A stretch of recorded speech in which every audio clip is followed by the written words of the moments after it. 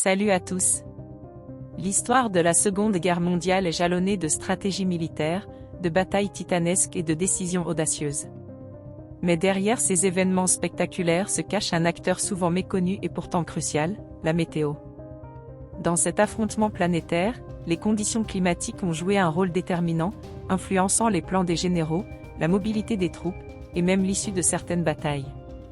De l'hiver glacial de Russie au ciel incertain de la Manche en passant par les tempêtes d'Afrique du Nord, la météo a été une force à part entière. Plongeons ensemble dans ces épisodes fascinants où les éléments ont influencé le cours de l'histoire.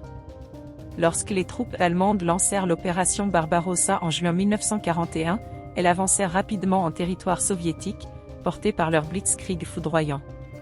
Mais l'enthousiasme des premiers succès fut bientôt refroidi, littéralement, par l'hiver russe. Les températures atteignirent des records de froid, descendant jusqu'à -40°C. Les lubrifiants des armes gelaient, les moteurs des chars étaient inutilisables, et les provisions devenaient insuffisantes. Un cas emblématique est celui des soldats de la 6e armée allemande lors du siège de Stalingrad. Sous des températures glaciales, les soldats furent non seulement confrontés à un ennemi déterminé, mais aussi à la faim et aux engelures. Les chars Panzer, conçus pour des climats tempérés, furent souvent immobilisés par le gel des carburants et des mécanismes internes. Des témoignages rapportent que les soldats tentaient désespérément de réchauffer leurs armes en urinant dessus ou en utilisant des feux de fortune, mais leurs efforts étaient souvent vains.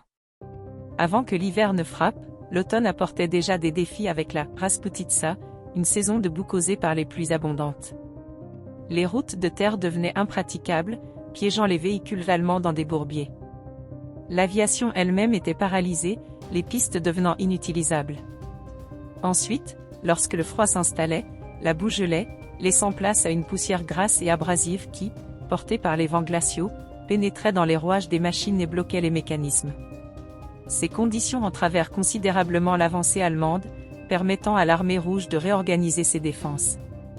À Moscou, l'échec de l'opération Typhon fut en grande partie dû à l'incapacité des troupes allemandes à s'adapter au climat.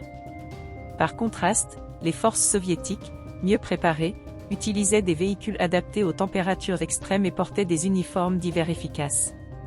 Le froid extrême devint alors un allié précieux pour repousser les assaillants. Les soldats allemands utilisaient leurs couvertures pour couvrir les moteurs de leurs véhicules dans l'espoir de les protéger du gel, mais cela ne suffisait pas. Pendant ce temps, les troupes soviétiques, habituées à ces conditions extrêmes, profitaient de leur résistance naturelle au froid et de leur équipement adapté pour reprendre progressivement l'avantage. Le général allemand Heinz Guderian lui-même reconnut que la nature était l'un de leurs plus grands ennemis. L'opération Overlord, prévue initialement pour le 5 juin 1944, dut être retardée à cause des conditions météorologiques défavorables. Les Alliés avaient besoin d'une combinaison précise, une marée basse pour déceler les obstacles placés par les Allemands sur les plages, un ciel clair pour permettre le soutien aérien, et une mer relativement calme pour les débarquements amphibies. C'est grâce au travail du météorologue James Stagg que le général Eisenhower prit la décision audacieuse de lancer l'assaut le 6 juin, malgré une météo encore incertaine. Les Allemands, persuadés que le mauvais temps rendrait impossible toute attaque, furent pris au dépourvu.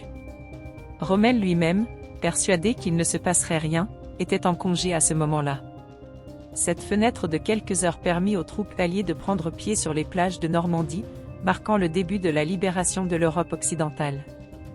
La météo a également joué un rôle crucial dans les campagnes de bombardement aérien, notamment lors des offensives stratégiques menées par les Alliés contre l'Allemagne.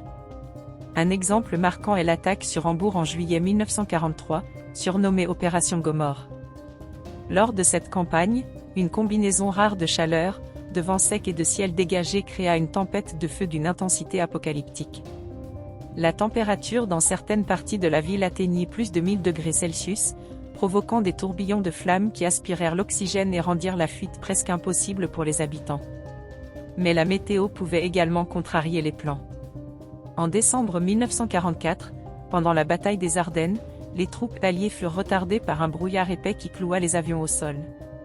Ce n'est qu'avec l'amélioration des conditions climatiques que les forces aériennes purent intervenir, renversant la situation en faveur des Alliés. Dans le désert africain, la chaleur écrasante et les tempêtes de sable eurent un impact direct sur les combats entre les forces de l'Axe et les Alliés. Les moteurs des chars surchauffaient, les approvisionnements en eau étaient vitaux, et la visibilité était souvent réduite à zéro. À l'inverse, dans le Pacifique, les pluies torrentielles, les typhons et l'humidité affectèrent aussi bien les soldats que leurs équipements. Lors de la bataille de Guadalcanal, des pluies incessantes transformèrent les terrains en bourbiers impraticables, rendant les mouvements des troupes exténuants. La Seconde Guerre mondiale ne s'est donc pas seulement jouée sur les champs de bataille, mais aussi sous l'influence capricieuse des éléments. Des hivers meurtriers de Russie au ciel dégagé de Normandie, la météo a influencé d'innombrables décisions et changé le cours de l'histoire. Ces anecdotes nous rappellent que même les stratégies les plus sophistiquées doivent composer avec des forces naturelles que nul ne peut contrôler totalement. Si vous avez apprécié ce voyage à travers l'histoire et ses coulisses climatiques, n'oubliez pas de liker cette vidéo et surtout de vous abonner. Merci et à bientôt pour de nouvelles découvertes.